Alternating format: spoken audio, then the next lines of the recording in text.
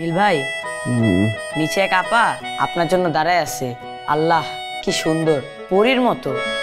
নাও, এটা তোমার জন্য। দেখো তো শার্টটা কেমন হয়েছে। নীলের জন্য নীল শার্ট খুব সুন্দর হয়েছে। কবিতার নাম ভালোবাসার জাগর। একটা লোক কবিতা বলতে চাইছে, আমি তো মানা করতে পারি না, তাই না? আমি কি কোনোভাবে তোমাকে ডিস্টার্ব করেছি নীল? তুমি আমাকে ডিস্টার্ব করবা কেন? তুমি কখনো আমাকে ডিস্টার্ব করতে পারো? আর কালকে কিন্তু আপনার আমাদের বাসায় মিষ্টির দাওয়াত, আপনি কিন্তু অবশ্যই মিষ্টি খেতে আসবেন।